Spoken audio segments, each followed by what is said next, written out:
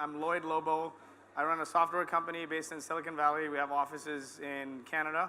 And we build technology to automate accounting and financial back office for tech companies, for SMBs. Boring, unsexy stuff, nothing as cool as what you were talking about. Awesome, so I'm supposed to talk about how do you go global, when do you go global, when's the right time to expand. So a couple of pointers that have worked for me before I expanded into Canada was one is, are you successful in your local market? What does that mean for you? Do you have customers? The second thing was, do you have product market fit? Is there a product that you can sell in that market you're going after? And the third thing was, are you looking for new growth and revenue streams, right? So we started in San Francisco, we expanded into Canada. Before we went into each market, we were looking for customers there, and we got an ideal customer set there and started selling and got revenues there, and then set up the team. So I'll talk a few things about what we did and to expand right into Canada. And what I was primarily looking for is in Silicon Valley, the cost, today there was just another tweet about it, that the cost of hiring engineers is so high that the cost of a fully burdened engineer is in the $350,000 to $500,000 range a year. That includes your hiring, your training, your turnover. So if you look at turnover, the key thing in turnover is in Silicon Valley, people are looking to up the value of their equity. So if you work at a company for 2 years and that company has not raised a large funding round, because that's when the valuation increases of your company, then the chances of them leaving is very high, right? So you find these developers working 2 years in different companies, and if you're a bootstrap startup or you're a startup that's not well funded or don't want to go down that route, and in fact I was chatting with Zoho's CEO, you guys may all be familiar with, lives down the street from me, and he refused any funding. So he built his own Zoho University to attract talent. So we said, let's see what's outside of Silicon Valley and let's build that.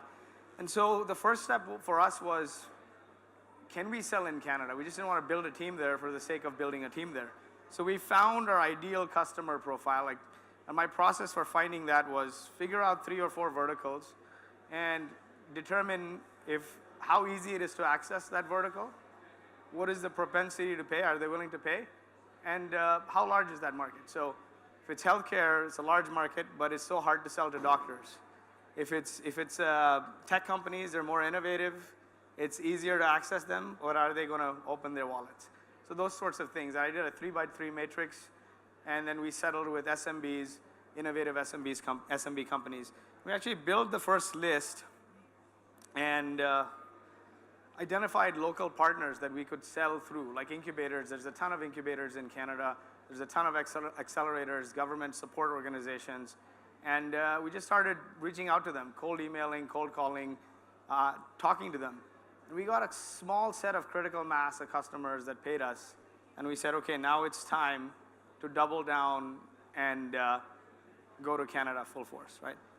And so before that, we like I said, we set up paying customers, we had pilots, we had POCs, and then we used those successes to scale the customer acquisition. Now we have about 300-400 large businesses that we work with in Canada.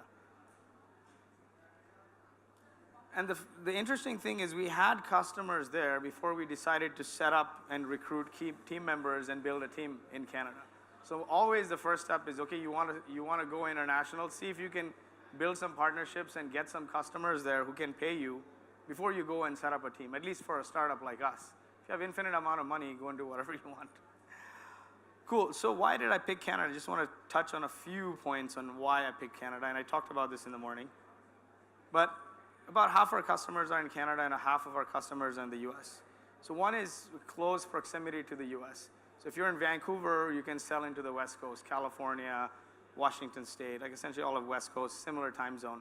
If you're in Toronto, you can sell into the East Coast, New York, and so on. Culturally very similar, right? Easy to access, and makes the sales process easy. Hiring those same people in New York or San Francisco is far more expensive. The other thing is Canada has a lot of great talent There's talent in the US as well, but it's tougher for you to access that talent. Canadian University, Canada is also well known in the AI space. The government is spending a lot of money in artificial intelligence, billions of dollars every year goes towards that. The top AI research institutes are all over Canada.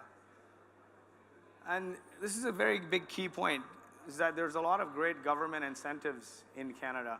So the Canadian government gives you 64% of your R&D spend as a cashback. That makes it a huge incentive already. And there's several other government incentive programs where it's almost free to do R&D there. It's not quite free, but it makes it almost free. What else? Yeah, so the startup visa program is another one. In the US, the immigration is really tough. You have employees there, and if you're trying to bring people in, or say you find students who are super smart, they can't get visas. It's very difficult to get visas. And opposing that, the Canadian government launched a startup visa program where in 3 to 4 weeks you get work permits. And the other interesting thing is, as a Canadian employee with a visa, your spouses can also get a visa and work. In the US, if they have a work permit, their spouses, their wives, husbands can't work.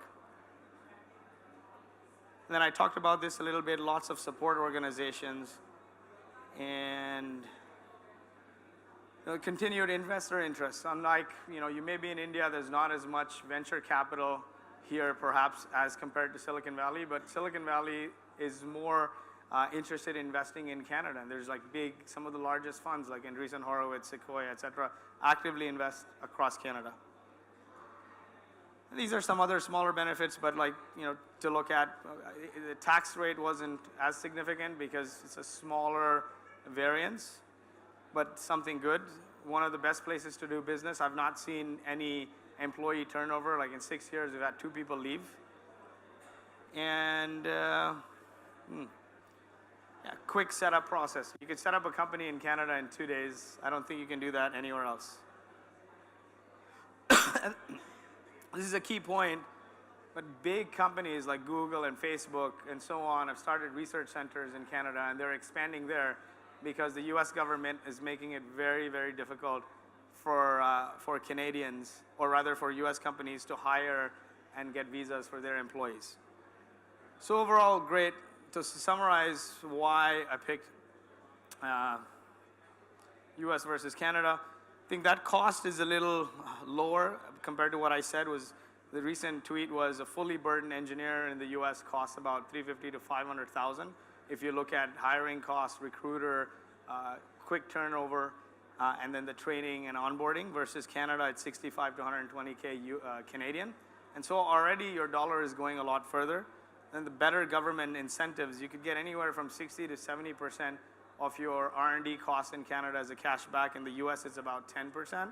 And in the US also, it's a cash back only if you have less than 5 million in revenue. If you have more than 5 million in revenue, you don't get that money as a cash. It's a tax credit, which you can only offset income taxes, and if you're not profitable, it's useless.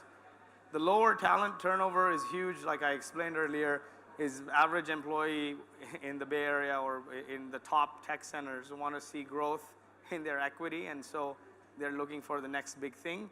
You don't have that in Canada. And then, of course, lower cost of real estate and the immigration I talked about. So government incentives, I'll quickly skim through this, but the first one is the R&D tax credit program, which gives you about 63% of your R&D spend as a cash back after you've spent it. This is IRAP. It's an Industrial Research Assistance Program.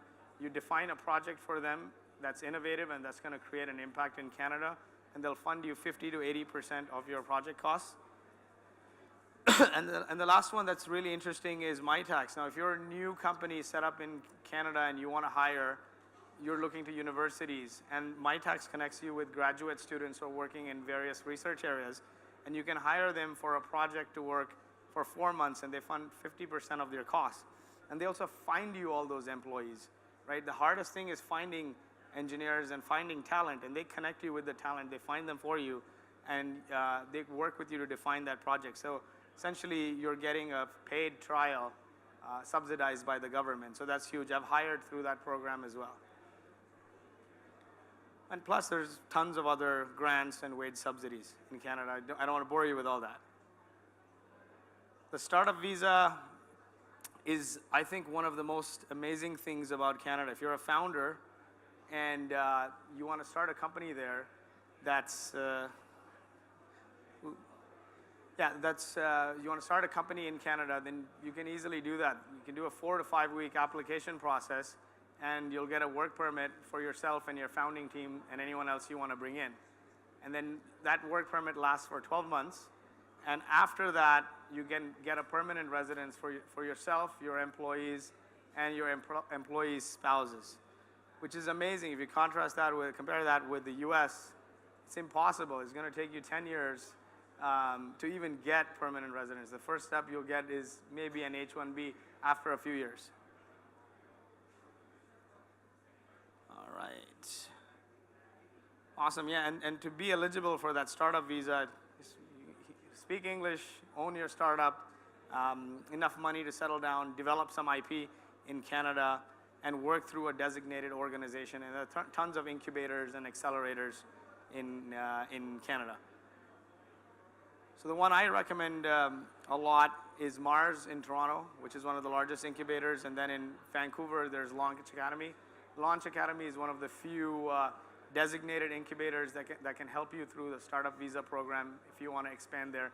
And all of them have been amazing to me in terms of getting access to customers when I was opening up operations, whether in Calgary, Vancouver, or Toronto. They've helped me through customers, introductions to partners, and all of those things. And really, as you're expanding from outside into Canada or the US, you need that support. There's only so many ads you can run, and there's only so many cold calls you can make. But what's most important is, do you have somebody who has your back? And if you have someone in market that has your back, that's social proof for you. They're saying, we trust this company, so do business with them and talk to them, right? And that endorsement from a local in-market organization like an incubator or a government support organization is huge. And that's all I had. We'll take Q&A because we're running a bit late, we'll take Q&A in the Canada Lounge. Chad and John and Arbinder, if you're here, stand up. They're my great friends from the Canadian Trade Commission and Consulate here in Mumbai, and they've been extremely supportive, so talk to them. And we'll take Q&A in the Canada Lounge in the Expo Hall. Awesome. Have a good one.